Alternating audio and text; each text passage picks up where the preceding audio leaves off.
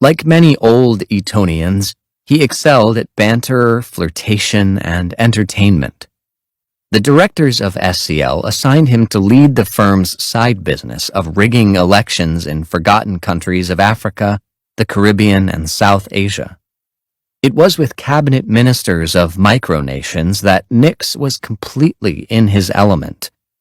Performing the role of the English gentleman, he would give these politicians access to anything they wanted in the old imperial capital of London, the prestigious clubs frequented by royals and prime ministers, invitations to exclusive parties, or, if desired, the private company of elegant and open-minded women. Nix preyed upon the colonial fetishes and insecurities of the men who ran the nations of the empire. Once he gained their trust, he would then broker deals between ministers who were looking for validation and women, and businessmen who were looking to exploit corrupt business opportunities and travel unnoticed. Sovereignty, Nix learned, was an extremely valuable commodity. Even the smallest and most obscure island nation could offer two things of exceptional value: passports and tax immunity. The EU, in labeling St. Lucia and 16 other countries as having harmful preferential tax regimes, said in a press release it was interested in promoting good governance worldwide and maximizing efforts at preventing tax fraud and evasion. By being put on this list right now, Nix couldn't help himself. He was intoxicated by power. Born too late to play colonial master in the old British Empire, he treated SCL as the modern equivalent. As Nix put it in one of our meetings, he got to play the white man. "They are just niggers," he once said to a colleague in an email, referring to black politicians in Barbados. We were spying, pure and simple, with cover from Trinidadian leaders.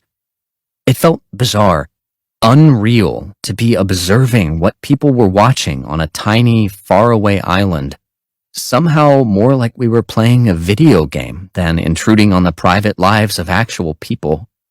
Even today, thinking back on it, Trinidad seems more like a dream than something we actually did. But we did do it. The Trinidad Project was the first time I got sucked into a situation that was grossly unethical, and frankly, it triggered in me a state of denial. As I watched those live streams, I didn't allow myself to actually picture the human prey, people who had no idea that their private behavior was delighting sinister audiences half a world away.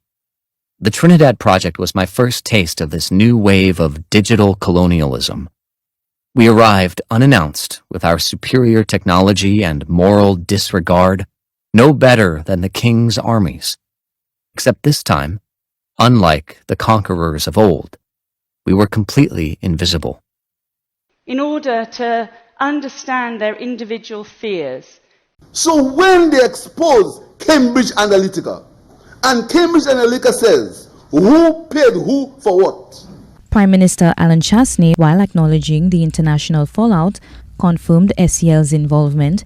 our party previously used SCL, which is a political firm. Cambridge Analytica. Has Kenny Anthony made St. Lucia safer? He didn't, but we will. He didn't, but I will. Playing on instincts and fear and anger are the two most dependable ways of doing that. Fear and anger, fear and anger. Mouais fâché. Fear and anger, fear and anger, fear and anger. Your pair! We're fâché! Fear and anger, fear and anger, fear and anger are the two most dependable ways of doing that. Mouais fâché!